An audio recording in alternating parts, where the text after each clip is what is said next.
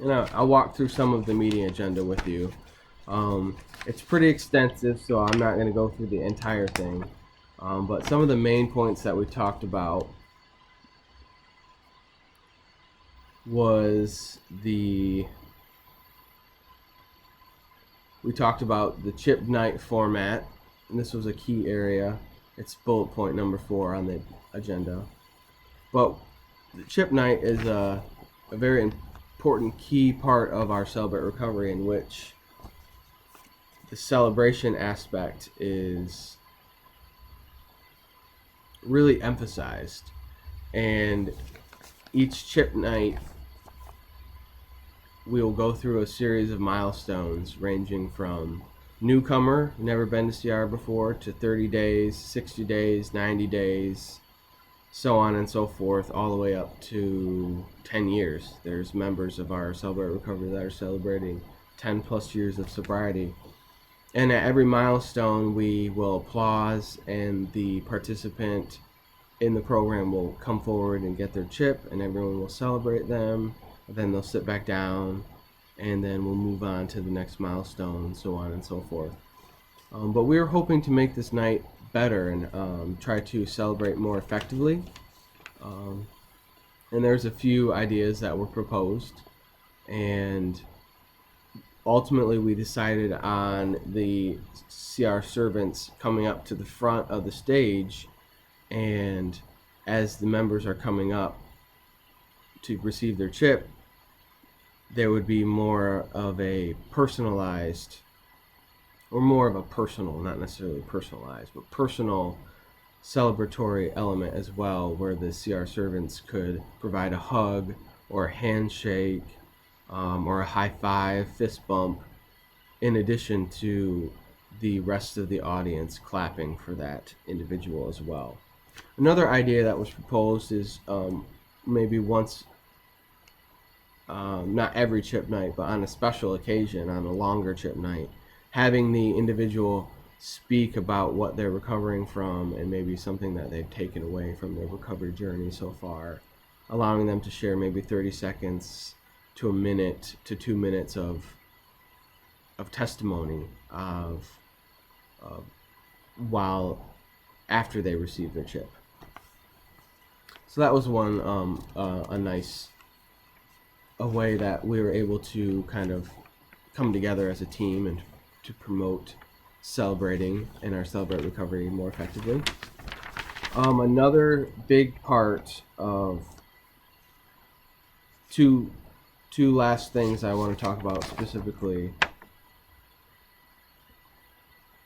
with the team meeting agenda was the budget review. I went over the budget with the team. I have kind of the example of the budget here. And I showed them how, as a program, we started out our ministry with $1,298.40, and how we ended with $5,710.45. Praise God, He was able to provide a surplus of funds to our ministry, and as a result, I wanted to brainstorm with the CR servants on how to use that money wisely, to be good stewards of that money, and how to use that money to develop our program in some sort of way, whether that be kind of some of the ideas we talked about were improving some sort of technology in the large group area, such as increasing the size of the TVs. The large group has monitors that we show words, and we have lessons that we put on the TVs, and these TVs are somewhat small for the area of the sanctuary of the church, and they're hard to see the words on the TV. And one idea that was proposed was to purchase larger TVs so it's easier to see, which I thought was a good idea. Other ideas were more signs, like yard signs, possibly doing a marketing campaign, like purchasing a billboard of some sort. There was the idea suggested for car magnets, which I thought was a cost-effective way to spread awareness, kind of advertise for the Celebrate Recovery program. Another idea that was proposed was a radio ad. We could do a radio ad. These were just examples of some of the suggestions that the team presented to use that money wisely. We haven't decided on what we're going to move forward with. This was kind of an opportunity to experiment and explore potential areas that we can use that money to help benefit our program. But we're kind of still in the exploration phase. I don't think we're ready to implement anything at this time. There was one thing, actually, now that I'm looking at the agenda, that was proposed that we did decide to move forward on, and that was to make business cards. So we have made invites, which are kind of big postcard type of you know what a postcard is. And so that's what the group has had to give out to people. But there was a suggestion that we have business cards, which are kind of smaller and more readily available. We can put them in our purses and in our wallets so that we can give those to individuals as well if we don't have access to a postcard. And I thought that was a fair suggestion, and it was a very cost effective. I think it's about $50 to produce 300 business cards. And that seemed like a really good investment for our program.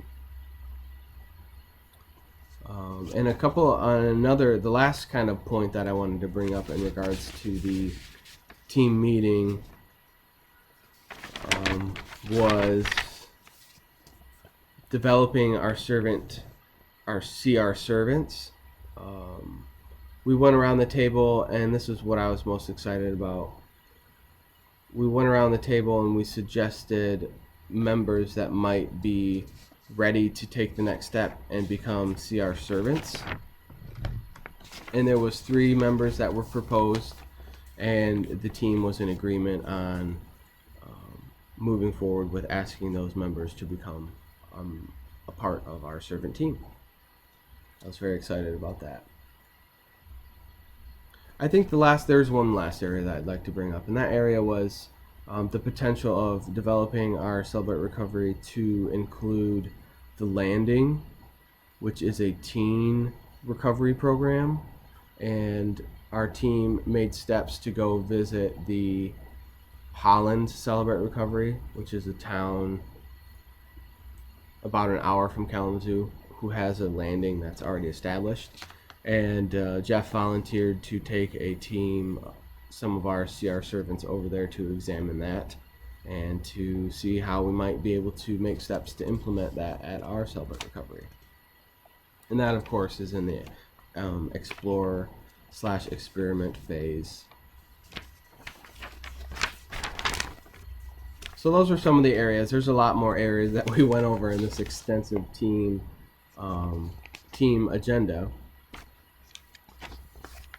But yeah, I hope those highlights helped you kind of see what we talked about. Which brings me to the conclusion of the project. And I can share with you some of the results that have happened because of the team meeting that I was able to have with our CR servants. So in conclusion, as a result of the Incarnation/cultural encounter, my personal leadership growth has been affected, and I have become a more inspirational leader.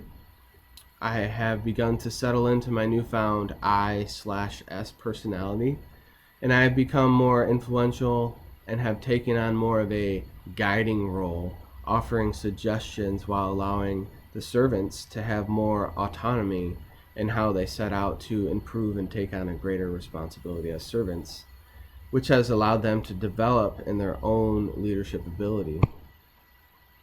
As a result of the servant team meeting conducted because of the assignment, the kitchen team has become more independent and no longer needs my oversight.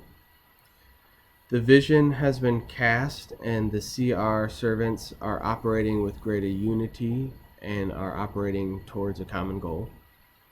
There's a greater sense of community, celebration, and fellowship at our Celebrate Recovery. The technology team has begun the process of increasing our internet influence through a live stream. That is something they're exploring, almost ready to implement. They're they have sought out a Facebook consultant and have had a meeting with that consultant and are creating a plan to move forward and how to use our Facebook to target a specific audience on Facebook in the recovery community. And lastly, the videographer has moved forward in creating shorts on our YouTube page, which is a new kind of length of video which is going to reach a different audience within the YouTube environment. I have decreased the amount of responsibility that I have in the CR, and I have increased my dependence on my servant team, which has allowed me to be more vulnerable and has given me a greater appreciation for the team I'm a part of. Our servant team has identified 4 new potential servants, increasing our servant team to 18 members. Overall, this project was a great experience, and I thank you for listening to my oral presentation of my project. And this concludes my presentation. I hope you have a great rest of your evening, Professor Tippy.